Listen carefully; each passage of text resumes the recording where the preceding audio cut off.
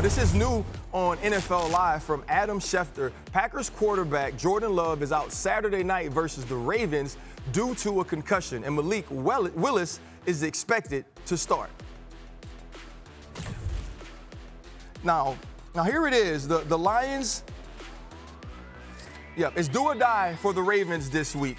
Tomorrow, if they are eliminated from playoff contention with the loss to the Packers, or if the Steelers beat the Browns on Sunday, and the Packers have clinched the playoff spot with Detroit's loss yesterday, but they're not going to be eliminated from NFC North contention with a loss. Tim, what's happening, brother? It's glad that you can join us now. I would say, hey, I'm just impressed with the job you're doing, bobbing and weaving, as my technical difficulties take place. Hey, well, I'll tell you what, we got some technical difficulties over here as well, but it's all good. Tim, how confident are you in this offense with Malik Willis leading the way this weekend versus the Ravens?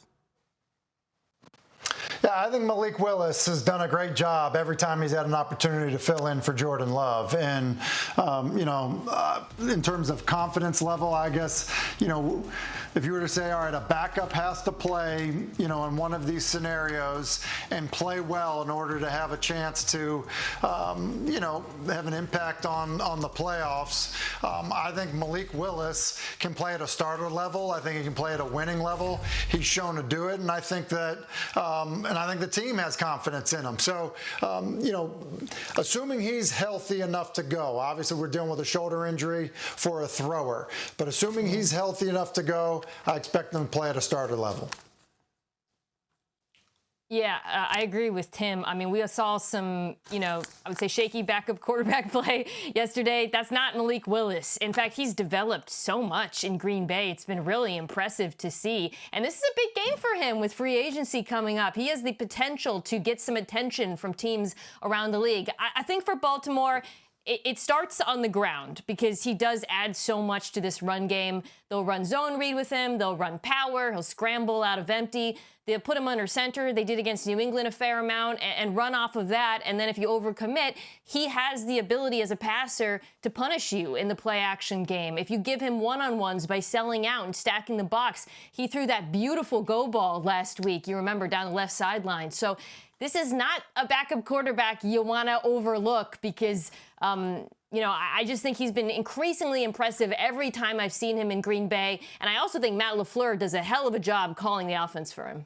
I love the ability of Matt LaFleur to weave within what Malik Willis can do at the quarterback position. There's more zone read. There's more RPO. There are called quarterback runs. And his ability to do both for Matt LaFleur has been huge. But I also want to pay attention to what Jeff Hafley is able to do this week. The one thing we know for certain that will be a part of this playoff run is how this defense adapts without Micah Parsons, and the way that Quay Walker and the ways that Edgerrin Cooper can be used in the rush on third and passing situations, and also how they're going to stop the run, because that's going to be huge this week, especially without Lamar Jackson. It's going to be a lot of Keaton Mitchell. There's going to be a lot of Derrick Henry. And when you look at the NFC playoffs, stopping the run will be a premium, and then also finding a way to pressure the quarterback. And Jeff Hafley was able to do that last year, even though they leaned heavily on Micah Parsons throughout this season.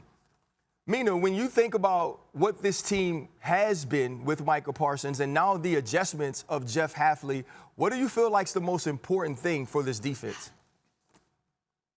Yeah, I think because of the competition and the matchup, it is stopping the run, right? When Tyler Huntley has started for Baltimore this year, they have had a run rate over expectation based on situation that's been the highest in football. And you saw they ran the ball well, honestly, with Tyler Huntley in against New England. Granted, that's a very shaky run defense. And Micah Parsons, for all of the debate over whether or not he's a plus run defender, I'm telling you right now, he is. And you saw the impact of losing him. I think the return of Evan Williams potentially could be massive. That's the Packers starting safety who's very good against the run and very good at limiting explosives, which is something I think they're going to have to do against Baltimore. So looking to see if they can stop the run without overcommitting, and then I expect them to continue blitzing at the rate that they did last week in order to get pressure without Parsons. If the Green Bay Packers are going to compete down the stretch, it's going to be about Matt LaFleur staying aggressive, but also this defense finding a way to be as effective as they were early on this season with Micah Parsons without him in the most important parts of the season.